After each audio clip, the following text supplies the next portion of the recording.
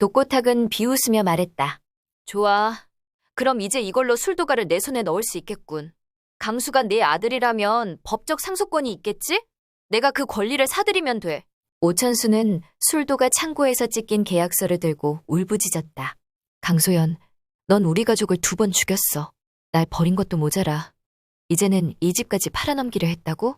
이번 이야기는 바로 이 2사람, 독고탁과 강소연, 술도가를 각자의 방식으로 무너뜨리려는 2 악역을 중심으로 펼쳐진다.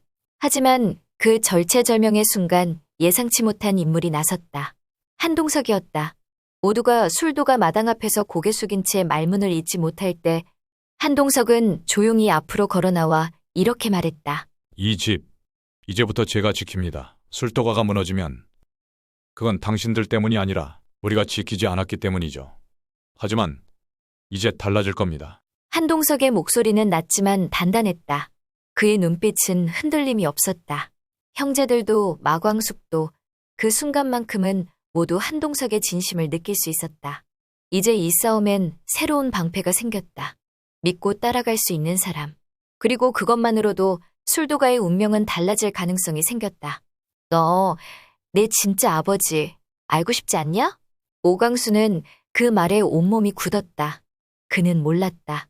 자신이 술도가의 막내가 아니라 장미애의 숨겨진 아들이란 걸. 그리고 그 모든 진실을 쥐고 있던 사람이 독고탁이라는 것도. 이야기의 중심엔 3사람, 독고탁, 장미애, 그리고 오광수가 있다. 장미애는 젊은 시절 사랑했던 한 남자 사이에서 아이를 낳았고 그 아이가 바로 오광수였다. 하지만 장미애는 그 사실을 숨긴 채 독수리 술도가에서 일하며 아들의 곁을 지켜왔다. 문제는 독고탁이다. 그는 장미애가 데리고 있던 그 아이가 누구의 자식인지 처음부터 의심해왔다. 결국 DNA 검사 결과를 통해 오광수가 자신의 아들이 아니라는 사실을 알게 되자 분노와 야망을 품는다. 술도가의 집은 그리고 오광수를 무너뜨릴 계략을 짜기 시작한 것이다. 그 말을 들은 순간 오광수의 숨이 턱 막혔다. 너, 네 진짜 아버지 알고 싶지 않냐? 그 한 문장이 그의 귓가에 맴돌았다. 어릴 적부터 자신은 어딘가 다르다는 감정을 품고 살았다. 형들이 자신을 아껴주긴 했지만 어딘가 선을 긋는 느낌. 마광숙이 준 따뜻한 밥상과 정, 그 모든 것이 너무나 소중했지만 피부치라는 확신은 없었다. 한편 전혀 다른 방향에서 또 다른 균열이 시작되고 있었다. 며칠 전 강소연이 던진 말이 불씨가 되었다. 정말 몰랐어요? 형수님이 회장님이랑 사귄대요. 곧 재혼할 것 같던데요. 그 말에 오홍수는 곧장 마광숙에게 달려가 따졌다. 형님 돌아가신 지 얼마나 됐다고 벌써 남자 이야기가 나와요? 그러나 마광숙은 조용히 고개를 들었다. 오장수 오빠도 사랑했어요. 그리고 한동석 회장님은 그 사람이 떠난 뒤 날 사람으로 대해준 첫 번째 남자였어요. 난 그냥 한 인간으로 살고 싶었을 뿐이에요. 그 말은 오광수에게도 적잖은 충격이었다. 자신에게는 언제나 따뜻했던 마광숙, 그녀의 진심을 이해하지 못했던 자신을 돌아보게 만들었다. 그러나 충격은 거기서 끝이 아니었다. 그날 밤 공장장 고자동이 그를 찾아왔다. 강수야, 널 처음 이 집에 데려온 건 너희 큰형, 장수영님이셨어. 그날 마당문 앞에 네가 담요에 쌓여 있었어. 아무 말도 없었지. 그 담요, 난 그걸 어디서 본 기억이 있었어. 고자동은 오래된 서류 하나를 내밀었다. 병원 기록지였다. 그리고 그 안에는 장미애라는 이름이 침몰한 란에 적혀 있었다. 오광수는 그 문서를 받아들고도 믿을 수 없었다. 이게 진짜예요? DNA 검사 결과도 있어. 네, 혈액형, 장미애와 일치해. 강수는 다리에 힘이 풀렸다. 문제는 그 장미애가 자신에게 아무 말도 하지 않았다는 것이었다. 그러던 중 술도가 장부가 분실되는 사건이 터졌다. 누군가 내부 자료를 빼돌린 흔적, 그리고 독고탁의 손에 들어간 DNA 서류 복사본. 그는 장미애를 불러냈다. 그래서 그 자식이 내 아들이 아니라는 거냐? 그럼 누구냐? 도대체 누구 새끼냐? 장미애는 침묵했다.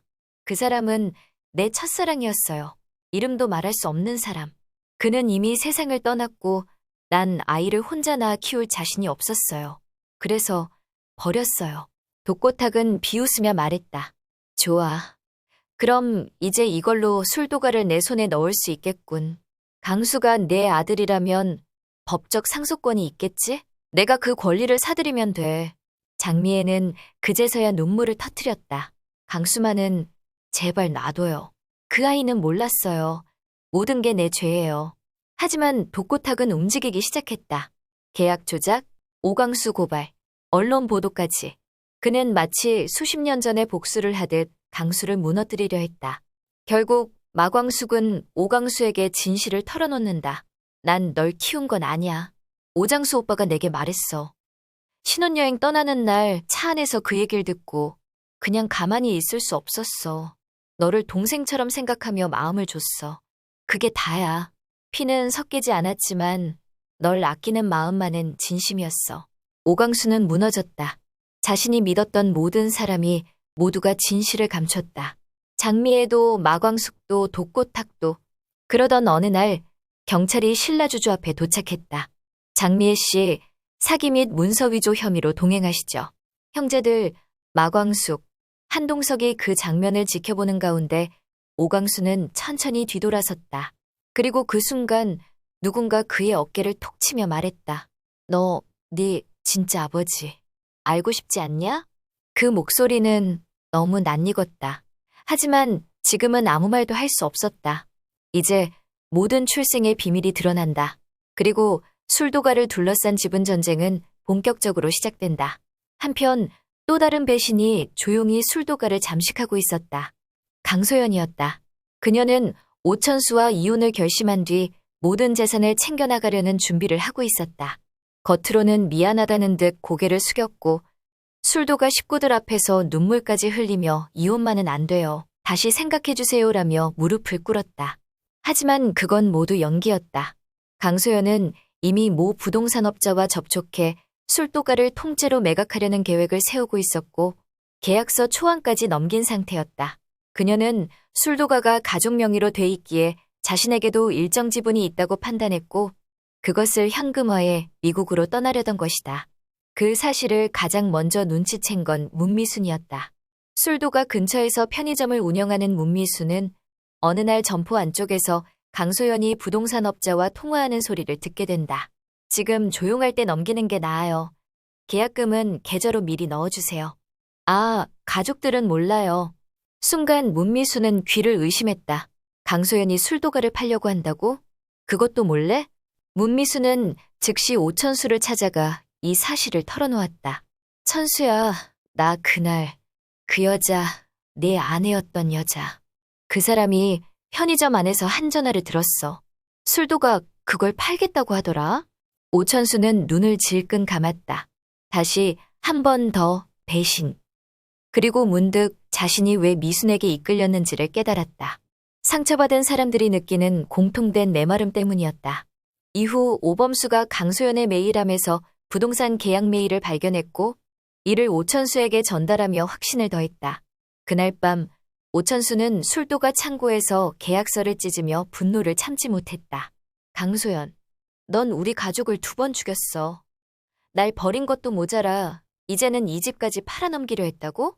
강소연은 오천수의 눈빛 앞에서 차마 말을 잇지 못했다. 오빠, 난 그냥 내 몫을 찾고 싶었을 뿐이야. 결국 가족회의가 소집됐다. 마광숙은 침통한 얼굴로 말문을 열었다. 강수 하나만으로도 이미 집안이 흔들리고 있는데 이젠 밖에서 들어온 사람들까지 우리 가족을 위협하네요. 오홍수는 이를 갈며 말했다. 독고탁은 술도가를 뺏으려 하고 강소연은 팔아먹으려 하고 우리가 눈뜨고 당하고만 있어야 합니까? 이제 술도가인 적이 너무 많아졌다. 피도 정도 믿음도 갈라지는 이 전쟁.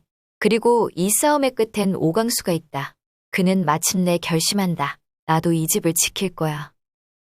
비록 피는 다르지만 마음은 같으니까. 그 순간 한동석이 다가와 그의 옆에 섰다. 강소 씨, 당신이 그 집을 지킨다면 나는 그 집을 지키는 당신을 지키겠습니다. 이 싸움 혼자 두지 않을 거예요. 강수는 조용히 고개를 끄덕였다. 드디어 진짜 전쟁이 시작됐다.